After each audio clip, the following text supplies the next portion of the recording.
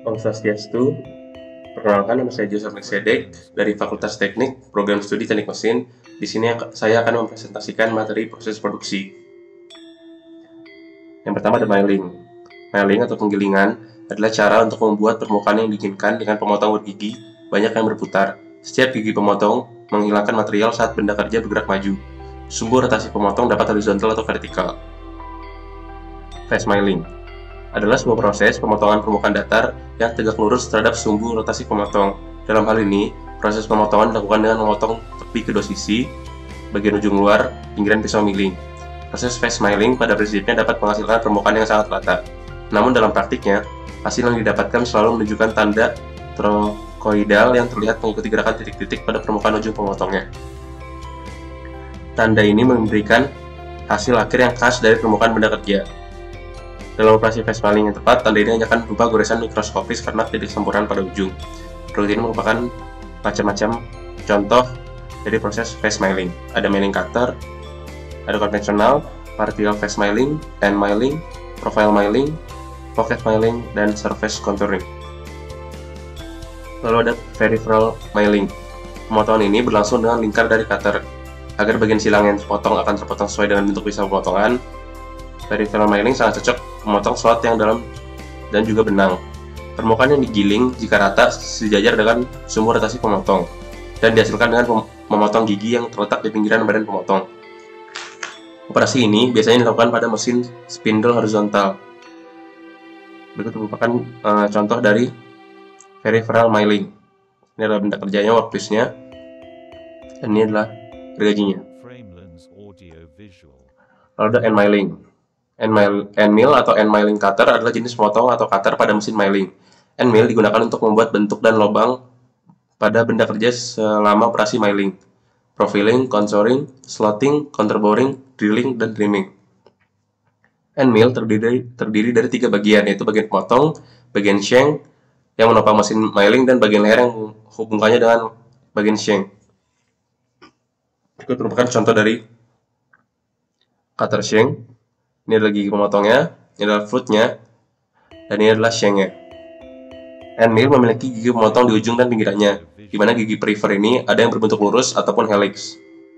Material yang digunakan untuk membuat end mill, yang pertama ada high speed steel atau HSS, adalah material yang lebih murah daripada bahan carbide dan cobalt.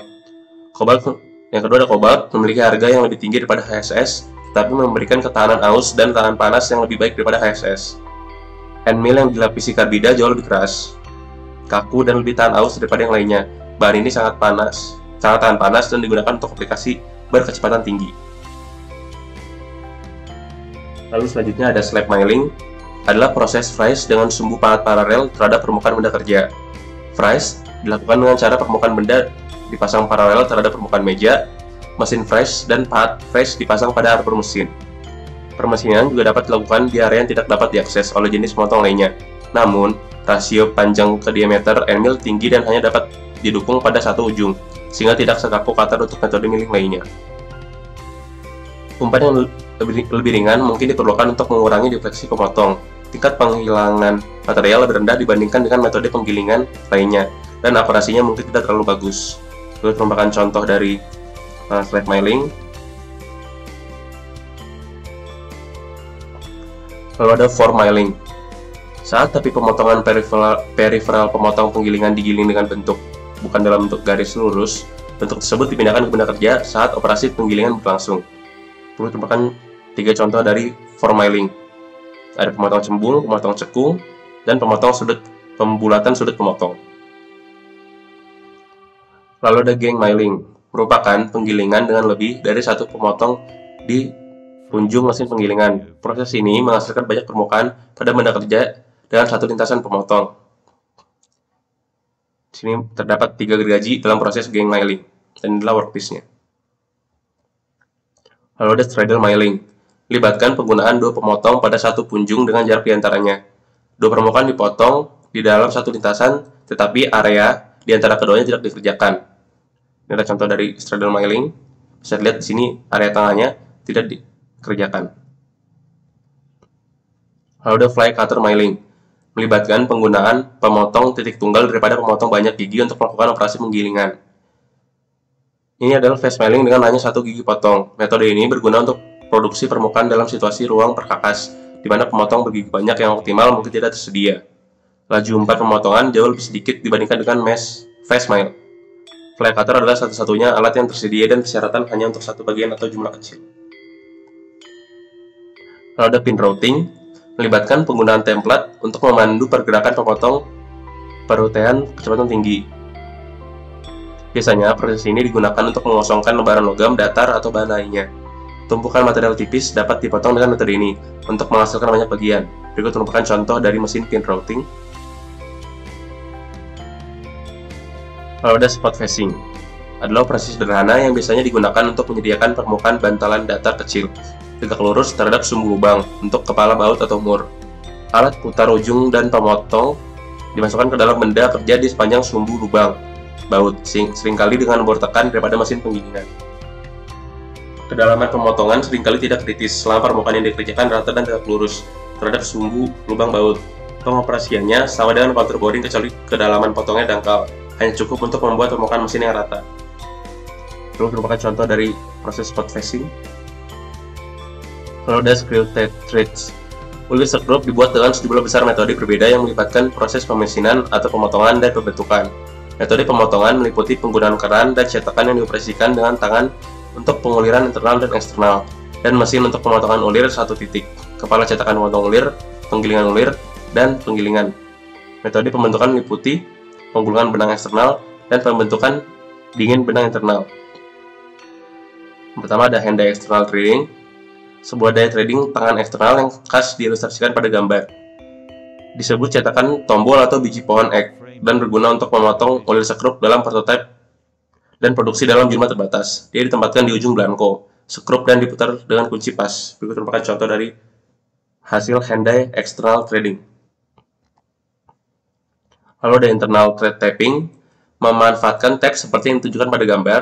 Tab diputar seperti bor atau reamer dan diumpankan sendiri secara aksial dalam lubang di benda kerja untuk membuat ulir internal.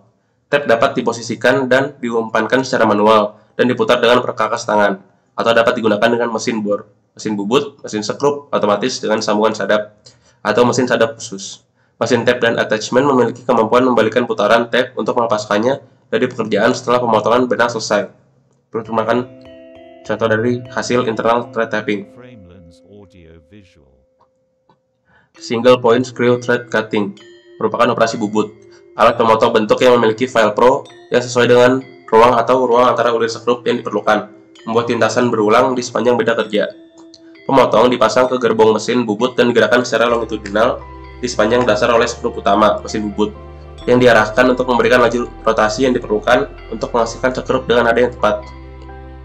Utas eksternal dan internal dapat dihasilkan dengan metode ini. Seperti yang ditunjukkan secara skematis, metode ini digunakan untuk skrup besar, yang kepala cetakannya tidak tersedia atau tidak praktis bila jumlahnya kecil, atau bila bahannya sulit dikerjakan. Bukan contoh dari single point screw thread cutting. Ini adalah luarnya, dan ini adalah dalamnya. Lalu ada thread cutting die heads, efisien, akurat, dan banyak digunakan dalam produksi threading. Digunakan pada semua jenis mesin bubut dan mesin skrup, pada mesin bor dan sebagai bagian dari mesin threading khusus. Seperti yang diilustrasikan pada gambar, memiliki set pemotong bergigi banyak yang dapat disisipkan yang dapat diubah ketika pitch benang yang berbeda dikerjakan, atau ketika pemotong perlu diasah ulang. Seperti button dies, die head akan self-feeding dengan kecepatan utama utas. Di akhir pemotongan, pemotong ditarik kembali secara otomatis untuk menekan cepat. Berikut merupakan contoh hasil dari thread cutting die heads, kepala cetakan untuk ulir eksternal, dan pemotong bergigi banyak yang dimasukkan. Lalu ada thread milling, menggunakan pemotong penggilingan bentuk, benda kerja, dan pemotong berputar. Kebanyakan pemotong adalah tipe multi-rib, tetapi cutter single rib juga digunakan. Meskipun memotong satu utas pada satu waktu membutuhkan lebih banyak waktu, metode ini berlaku untuk utas internal dan eksternal. Ini merupakan contohnya dari thread milling.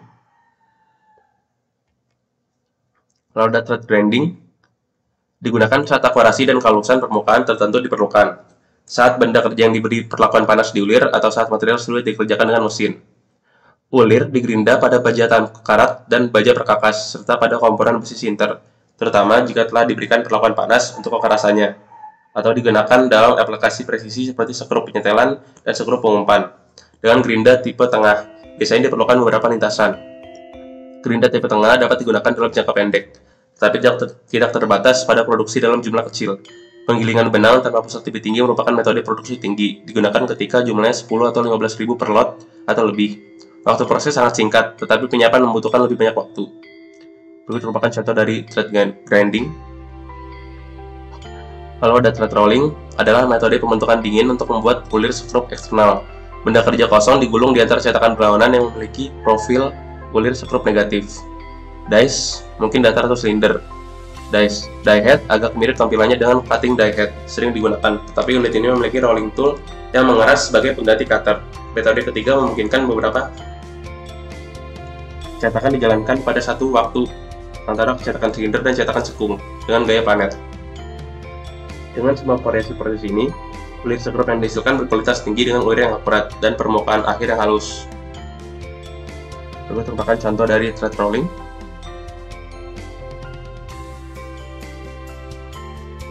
Lalu ada cold form tapping of internal threads. Berbeda dengan penyadapan dengan tape pemotong seperti di atas, di mana logam benda kerja mengalir bukannya dipotong dan dilepas untuk membentuk ulir. Keran tape pembentuk dingin diilustrasikan pada gambar. Tape pembentuk dingin menghasilkan ulir skrup yang kuat, tetapi ulir yang terbentuk hanya mengisi 65% atau kurang dari ruang ulir penuh, bahkan lunak, dan ulet harus digunakan. Terus contoh dari cold form tapping of internal threads. Lalu ada broaching, adalah operasi pemesinan produksi tinggi yang melibatkan gerakan satu arah dari broach, alat pemotong dengan serangkaian gigi yang diinjak secara progresif. Gigi bergerak sejajar dengan permukaan. Tindakannya mirip dengan gergaji, kecuali bahwa setiap gigi dipasang sedikit lebih tinggi dari yang sebelumnya. Gambar di samping mengilustrasikan aksi pemotongan secara skematis.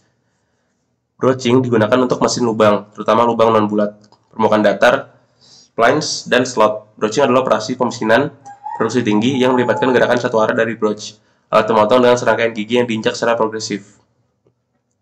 Gigi bergerak secara sejajar dengan permukaan. Salah satu aplikasi yang umum adalah pemesinan secara kunci pada kontrol gigi dan roda gigi. Seperti yang ditunjukkan pada gambar, gigi awal bersentuhan dengan benda kerja.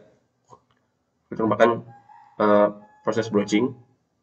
Ini adalah benda kerjanya, ini adalah broachnya, dan ini adalah potong per giginya. Internal broaching adalah pemesinan dengan menggerek permukaan bagian dalam lubang atau bukan lain pada benda kerja. Operasi broaching yang paling umum menghasilkan alur pasak bukan slot, key dikunci bukan berbentuk spline, dan pembesaran lubang non-bulat lainnya di puli, roda gigi, atau bagian lain yang akan diikat ke poros. Harus ada lubang atau bukan awal pada benda kerja untuk memberikan ruang masuknya bros. Permukaan helix dapat dipotong dengan bros helix jika benda kerja diputar saat bros bergerak maju. Gambar mengilustrasikan internal broaching dari keyway. Itu merupakan contoh dari internal broaching. Pengurusan internal alur pasak pada katrol dan penampang alur pasak tipikal.